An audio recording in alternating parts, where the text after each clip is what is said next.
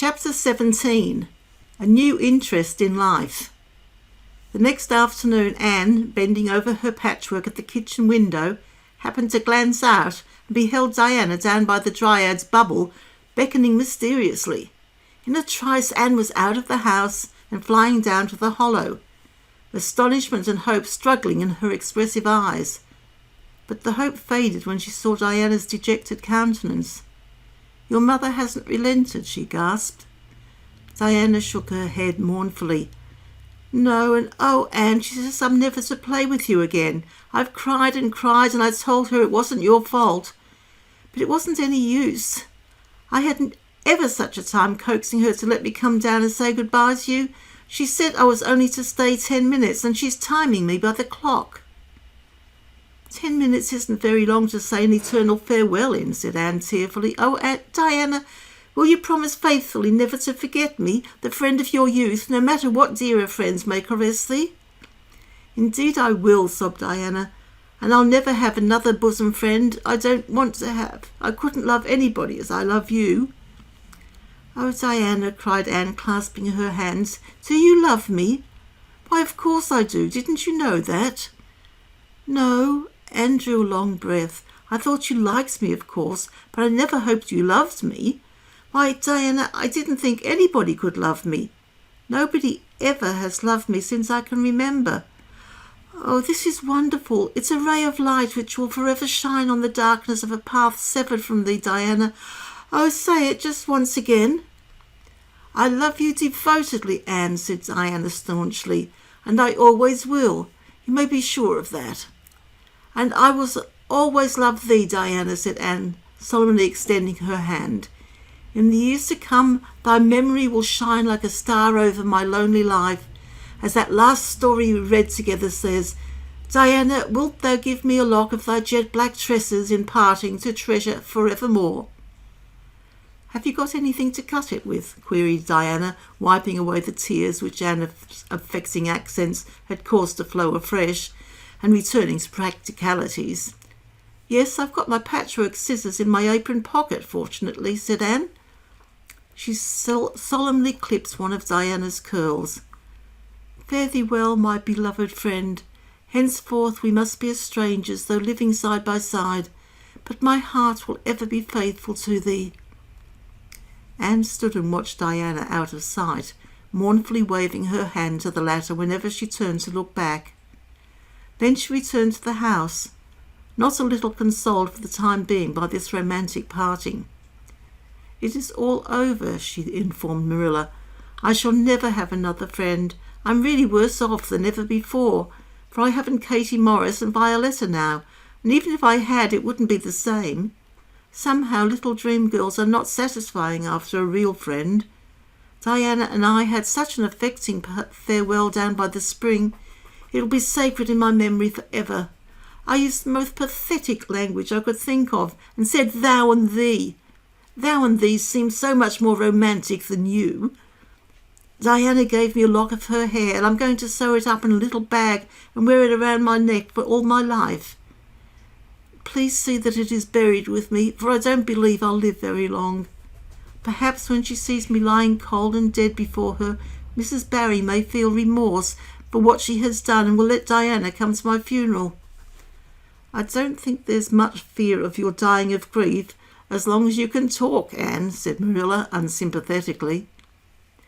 The following Monday, Anne surprised Marilla by coming down from her room with her basket of books on her arm and hip, and her lips primmed up into a line of determination. "I'm going back to school," she announced. "That's all there is left in life for me, now that my friend has been ruthlessly torn from me. In school I can look at her and muse over days departed." "You'd better muse over your lessons and sums," said Marilla, concealing her delight at this development of the situation. "If you're going back to school, I hope we'll hear no more of breaking slates over people's heads and such carryings on.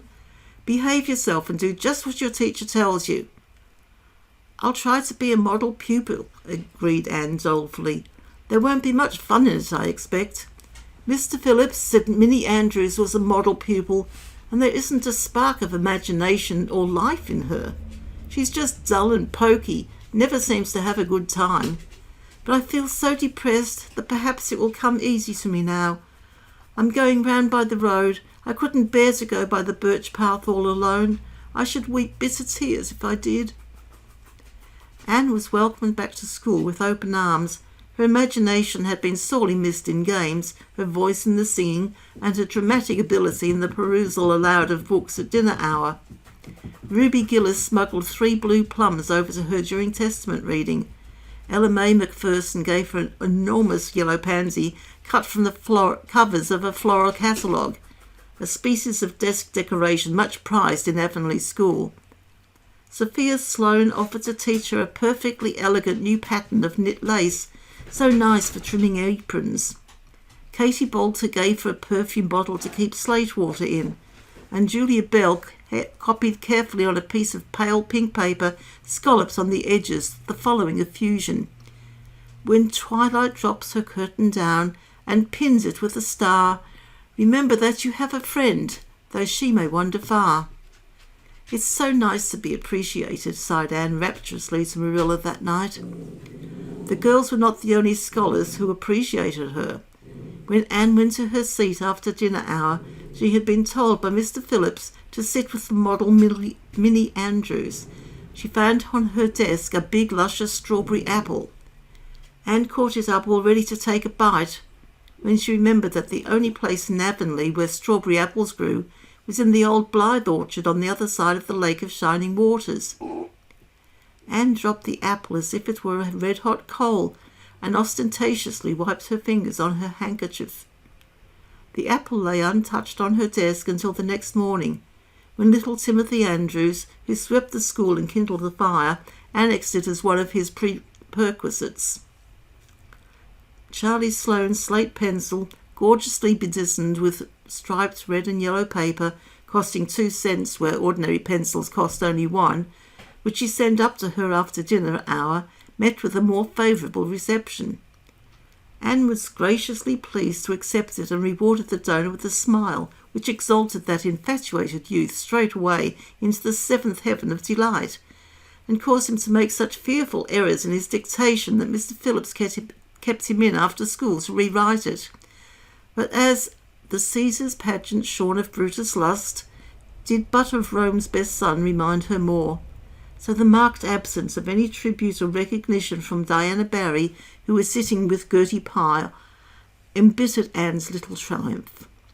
"Diana might just have smiled at me once, I think," she mourned to Marilla that night.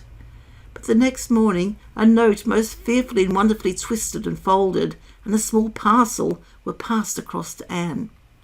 "Dear Anne," ran the former, "Mother says I'm not to play with you or talk to you even in school. It isn't my fault, and don't be cross at me, because I love you as much as ever. I miss you awfully to tell all my secrets to, and I don't like Gertie Pye one bit.